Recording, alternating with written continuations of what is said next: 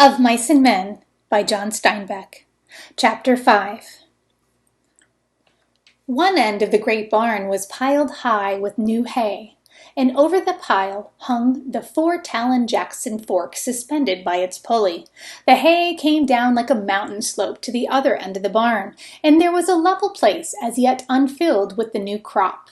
At the sides of the feeding racks were visible, and between the slats the heads of horses could be seen.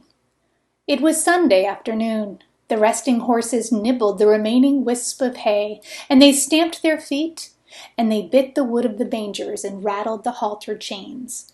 The afternoon sun sliced in through the cracks of the barn walls and lay in bright lines on the hay. There was a buzz of flies in the air, the lazy afternoon humming. From outside came the clang of horseshoes on the playing peg and the shouts of men playing, encouraging, jeering. But in the barn it was quiet and humming and lazy and warm. Only Lenny was in the barn, and Lenny sat in the hay beside a packing case under a manger at the end of the barn that had not been filled with hay. Lenny sat in the hay and looked at a little dead puppy that lay in front of him. Lenny looked at it for a long time, and then he put out his huge hand and stroked it clear from one end to the other. And Lenny said softly to the puppy, "Why do you gotta go and get killed? You ain't so little as mice. I didn't bounce you hard." He bent the puppy's head up and looked in its face, and he said to it, "Now maybe George ain't gonna let me tend no rabbits if he finds out you got killed." He scooped a little hollow and laid the puppy in it and covered it over with hay, out of sight. But he continued to stare at the mound he had made. He said, "Well, this ain't no bad thing like I gotta go hide in the brush. Oh, no, this ain't. I'll tell George I found it dead." He unburied the puppy and inspected it, and he stroked it from ears to tail. He went on sorrowfully, "But he'll know. George always knows. He says, 'You done it. Don't you try to put nothing over on me.' And he'll say, 'Now just for that you don't get to tend no rabbits.'" Suddenly his anger arose. "God damn you," he cried. "Why do you gotta go get killed? You ain't so little as mice." He picked up the pup and hurled it from him. He turned his back on it. He sat bent over his knees and he whispered, "Now I won't get to tend the rabbits. Now he won't let me." He rocked himself back and forth in his sorrow. From outside came the clang of horseshoes on the iron stake, and then a little chorus of cries. Lenny got up and brought the puppy back and laid it on the hay and sat down. He stroked the puppy again. "You wasn't big enough," he said. "They told me you wasn't. I didn't know you'd get killed so easy." He worked his fingers on the pup's limp ear. "Well, maybe George won't care," he said. "This here goddamn little son of a bitch wasn't nothing to George." Curly's wife came around the end of the last stall. She came very quietly, so that Lenny didn't see her. She wore her bright cotton dress and the mules that had the red ostrich feathers. Her face was made up, and the little sausage curls were all in place. She was quite near to him before Lenny looked up and saw her. In a panic, he shoveled hay over the puppy with his fingers. He looked sullenly up at her. She said, "Oh, what you got there, sonny boy?" Lenny glared at her. "George says I ain't to have nothing to do with you. Talk to you or nothing." She laughed. "George giving you orders about everything?" Lenny looked down at the hay. "Says I can't tend no rabbits if I talk to you or anything." She said quietly, "Well, he's scared Curly get mad. Well, Curly got his arm in a sling, and if Curly gets tough, you can break his other hand. You didn't put nothing over on me about getting it caught in no machine." But Lenny was not to be drawn. "No, sir, I ain't gonna talk to you or nothing." She knelt in the hay beside him. "Well, listen," she said. "All the guys got a horseshoe tenement going on. It's only about 4 o'clock. None of them guys is going to leave that tenement. Why can't I talk to you? I never get to talk to nobody. I get awful lonely." Lenny said, Well, I ain't supposed to talk to you or nothing. I get lonely, she said. You can talk to people, but I can't talk to nobody about Curly. Elsie gets mad. Well, how'd you like not to talk to anybody? Lenny said. Well, I ain't supposed to. George is scared I'll get in trouble. She changed the subject. Oh, what you got covered up there? Then all of Lenny's woe came back on him. Just my pup, he said sadly. Just my little pup. And he swept the hay from on top of it. Why, he's dead, she cried. Well, he was so little. I was just playing with him, and he made like he was going to bite me, and I made like I was going to smack him, and I done it, and then he was dead. She consoled him. Well, don't worry about it, none. It's just a mutt. You can get another one easy. The whole country is full of mutts. It ain't that so much, Lenny explained miserably. George ain't going to let me tend the rabbits now. Well, why don't he? Well, he says if I done any more bad things, he ain't going to let me tend the rabbits. She moved closer to him, and she spoke soothingly. Well, don't you worry about talking to me. Listen to the guys yell out there. They got $4 bet in that tenement. None of them ain't going to leave till it's over. If George sees me talking to you, he'll give me hell, Lenny said cautiously. He told me so. Her face grew angry. Oh, what's the matter with me? She cried. Ain't I got the right to talk to nobody? What do you think I am anyway? You're a nice guy. I don't know why I can't talk to you. I ain't doing no harm to you. Well, George says you're going to get us in a mess. I'm nuts, she said. What kind of harm am I doing to you? Seems like they ain't none of them cares how I gotta live. I tell you, I ain't used to living like this. I could have made something of myself, she said darkly. Maybe I will yet. And then her words tumbled out in a passion of communication as though she hurried before her listener could be taken away. I lived right in Salinas, she said. Come there when I was a kid. Well, the show come through, and I met one of the actors. He says I could go with him to that show, but my old lady wouldn't let me. She says because I was only 15. But the guy said I coulda. If I'd went, I wouldn't be living like this, you bet. Lenny stroked the puppy back and forth.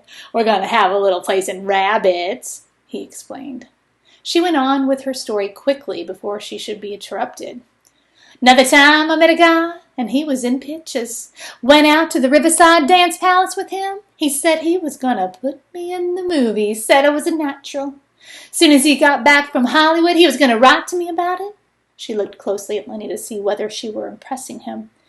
I never got that letter, she said. I always thought my old lady stole it. Well, I wasn't going to stay in no place where I couldn't get nowhere, make something of myself, and where they stole your letters. I asked her if she stole it too, and she says no. So I married Curly.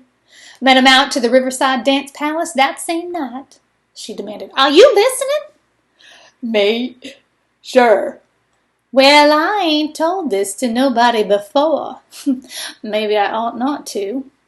I don't like Curly. He ain't a nice fella. And because she had confided in him, she moved closer to Lenny and sat beside him.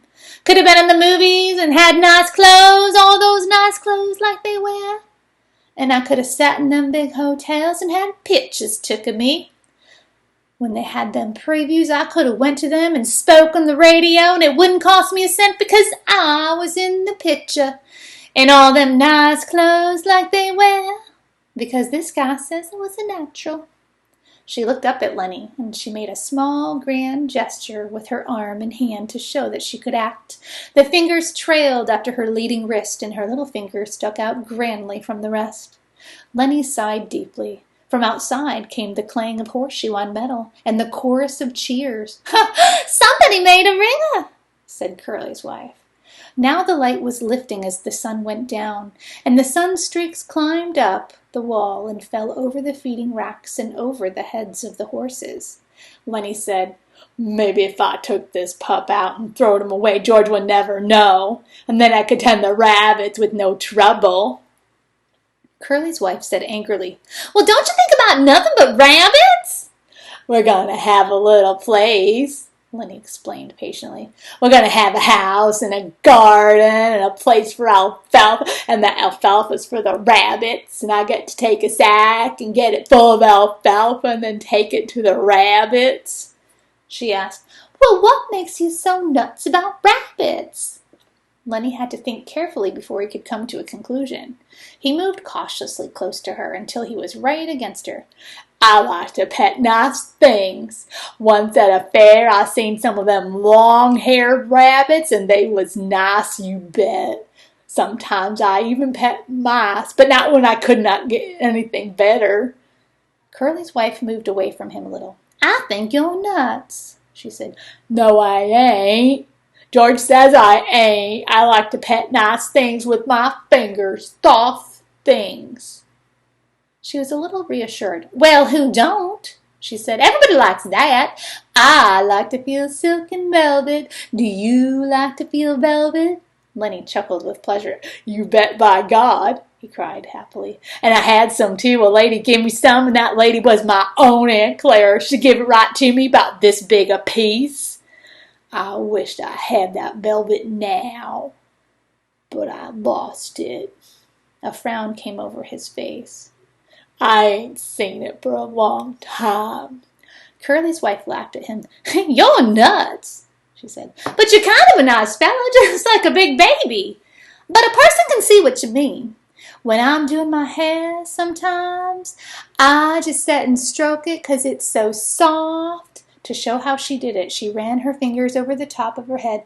Some people got kind of coarse hair, she said complacently. Take Curly. His hair's just like wire, but mine is soft and fine. Course I brush it a lot. That's what makes it fine. Here, feel right here. She took Lenny's hand and put it on her head. Feel right around there and see how soft it is. Lenny's big fingers fell to stroking her hair. Well, now don't muss it up, she said. Lenny said, Oh, that's nice, and he stroked it harder. Oh, that's nice. Well, look out now, you'll mess it up. And then she cried angrily, Will you stop it now? You'll mess it up. She jerked her head sideways, and Lenny's finger closed on her hair and hung on. Well, let go, she cried. You let go. Lenny was in a panic. His face was contorted. She screamed then, and Lenny's other hand closed over her mouth and nose. Oh, please don't, he begged. Oh, please don't do that. George will be mad. She struggled violently under his hands. Her feet battered on the hay, and she writhed to be free, and from under Lenny's hand came a muffled screaming. Lenny began to cry with fright. Oh, please don't do none of that. George is going to say I done a bad thing. He ain't going to let me tend no rabbits. He moved his hand a little, and her hoarse cry came out. Then Lenny grew angry. No, don't, he said. I don't want you to yell. You're going to get me in trouble just like George says you will now. Don't you do that. And she continued to struggle, and her eyes were wild with terror. He shook her then, and he was angry with her. Don't you go yelling, he said, and he shook her, and her body flopped like a fish. And then she was still, for Lenny had broken her neck. He looked down at her, and carefully he removed his hand from over her mouth, and she lay still. I don't want to hurt you, he said. But George will be mad if you yell. When she didn't answer nor move, he bent closely over her. He lifted her arm and let it drop. For a moment, he seemed bewildered, and then he whispered in fright, Boy, I've done a bad thing. I've done another bad thing. He pawed up the hay until it partly covered her. From outside the barn came a cry of men and the double clang of shoes on metal. For the first time, Lenny seemed to become conscious of the outside. He crouched down in the hay and listened. I've done a real bad thing, he said. I shouldn't have did that. George will be mad. And he said, hide in the brush till he comes. He's gonna be mad in the brush till he comes. That's what he said. Lenny went back and looked at the dead girl. The puppy lay close to her. Lenny picked it up.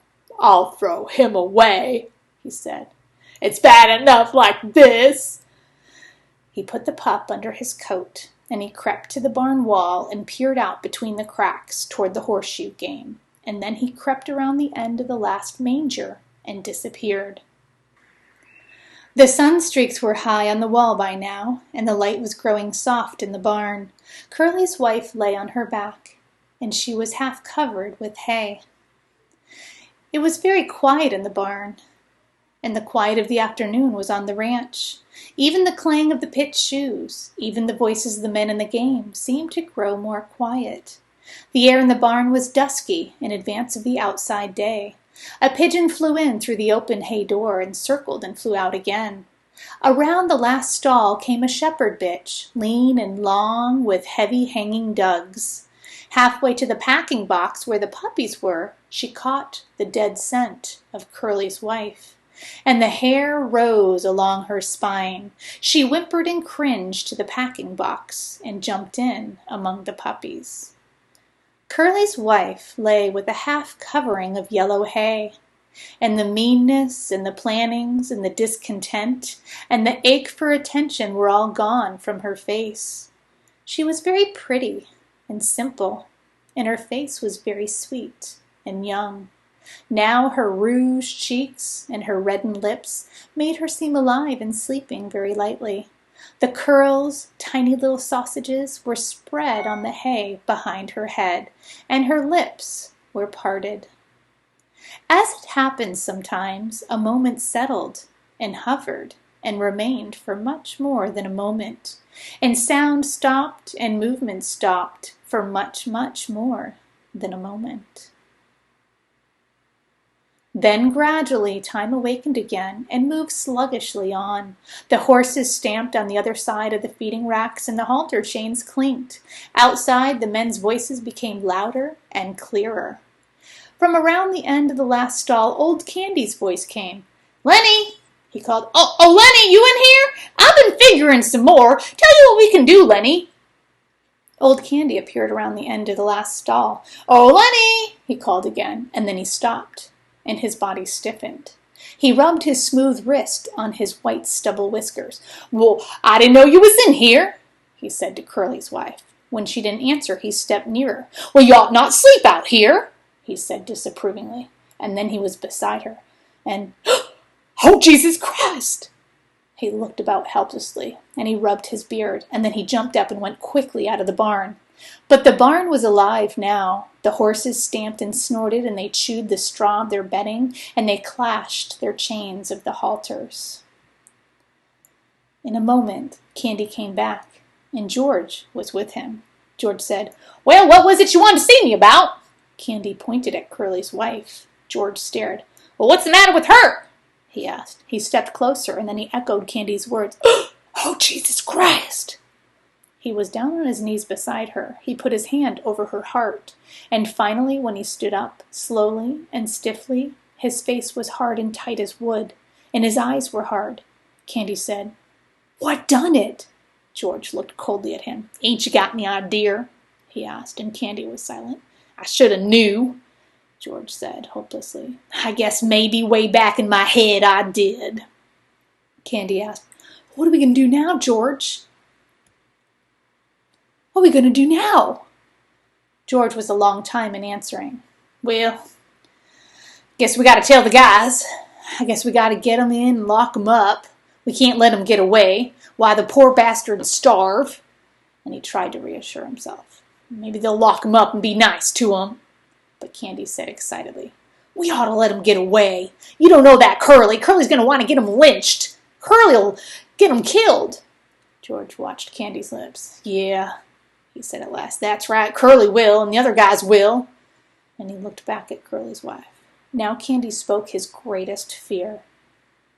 "You and me can get that little place, can't we, George? You and me can go on there and live nice, can't we, George? Can't we?" Before George answered, Candy dropped his head and looked down at the hay. He knew. George said softly, "I think I knowed from the very first. I think I knowed we'd never do her. He used to like to hear about it so much I got to thinking maybe we would." "Well, then it's all off?" Candy asked sulkily. George didn't answer his question. George said, "Yeah, I'll work my month, and I'll take my $50, and I'll stay all night in some lousy cat house. Or I'll sit in some pool room till everybody goes home. and then I'll come back in and work another month and have $50 more. Candy said, he was such a nice fellow. I didn't think he'd do nothing like this. George still stared at Curly's wife. Well, Lenny never done it in meanness, he said. All the time he's done bad things, but never done one of them mean. He straightened up and looked at Candy. Now listen, we got to tell the guys. They got to bring him in, I guess. There ain't no way out. Well, maybe they won't hurt him, he said sharply. I ain't going to let them hurt Lenny. Now you listen. The guys might think I was in on it. I'm going to go in the bunkhouse. Then in a minute you come out and tell the guys like you just found her, and I'll come along and make like I'd never seen her. Will you do that? So the guys don't think I was in on it? Candy said, Sure, George. Sure, I'll do that. Okay. Well, give me a couple minutes then, and you comes running out and tell like you just found her. I'm going now. George turned and went quickly out of the barn. Old Candy watched him go. He looked helplessly back at Curly's wife, and gradually his sorrow and his anger grew into words. "Goddamn tramp," he said viciously. "You done it, didn't you? I suppose you're glad. Everybody knowed you'd mess things up. You wasn't no good. You ain't no good now, you lousy tart." He sniffled and his voice shook. "I could have hoed in the garden and washed dishes for them guys." He paused, and then he went on a sing-song, and he repeated the old words. "If there was a circus or a baseball game, we would have went to her. Just said the hell with work and went to her. Never asked nobody say so. And there'd been a pig and chickens, and in the winter, the little fat stove and the rain coming and just sitting there." His eyes blinded with tears. And he turned and went weakly out of the barn, and he rubbed his bristly whiskers with his wrist stump. Outside, the noise of the game stopped. There was a rise of voices in question, a drum of running feet, and the men burst into the barn, Slim and Carlson and young Whit and Curly and Crooks keeping back out of the attention range. Candy came after them, and last of all came George. George had put on his blue denim coat and buttoned it, and his black hat was pulled down low over his eyes. The men raced around the last stall. Their eyes found Curly's wife in the gloom. They stopped and stood still and looked. Then Slim went quietly over to her, and he felt her wrist. One lean finger touched her cheek, and then his hand went under her slightly twisted neck, and his fingers explored her neck. When he stood up, the men crowded near, and the spell was broken. Curly came suddenly to life. "I know who done it!" he cried. "That big son of a bitch done it! I know he done it! Why, everybody else was out playing horseshoes!" He worked himself into a fury. "I'm gonna get him!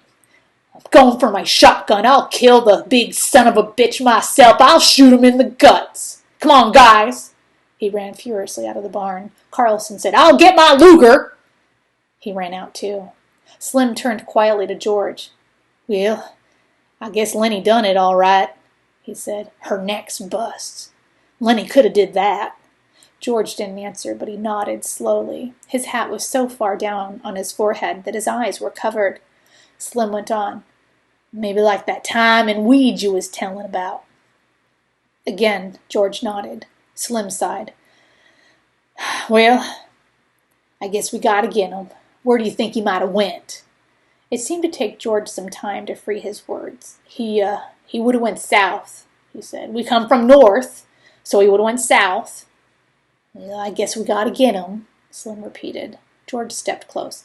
"Couldn't we maybe bring him in and they'll lock him up? He's nuts, Slim. He never done this to be mean." Slim nodded. "Well, we might," he said. "If we could keep Curly in, we might. But Curly's going to want to shoot him. Curly's still mad about his hand." "And suppose they locked him up, strapped him down, and put him in a cage?" "That ain't no good, George." "Yeah, I know," said George. "I know." Carlson came running in. "The bastard stole my Luger!" he shouted. "It ain't in my bag!" Curly followed him, and Curly carried a shotgun in his good hand. Curly was cold now. "All right, you guys," he said. "The Negro's got a shotgun. You take it, Carlson, and when you see him, don't give him no chance. Shoot for his guts. That'll double him over." Whit said excitedly, "I ain't got a gun." Curly said, "You go into Soledad and get a cop. Get Al Wilts. He's deputy sheriff. Let's go now. He turned suspiciously on George. You coming with us, fella? Yeah, said George. I'll come, but listen, Curly, the poor bastard's nuts. Don't shoot him. He didn't know what he was doing. Don't shoot him? Curly cried. He's got Carlson's Luger. Of course we'll shoot him, George said weakly. Maybe Carlson lost his gun. Yeah, I seen it this morning, said Carlson. No, it's been took. Slim stood looking down at Curly's wife and said, Curly, maybe you better stay here with your wife. Curly's face reddened.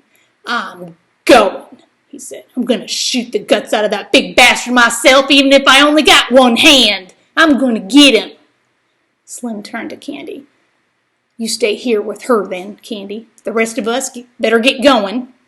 They moved away. George stopped a moment beside Candy, and they both looked down at the dead girl until Curly called, You, George, you stick with us so we don't think you had nothing to do with this. George moved slowly after them, and his feet dragged heavily. And when they were gone, Candy squatted down in the hay and watched the face of Curly's wife. Poor bastard, he said softly. The sound of the men grew fainter. The barn was darkening gradually, and in their stalls the horses shifted their feet and rattled the halter chains. Old Candy lay down in the hay and covered his eyes with his arm.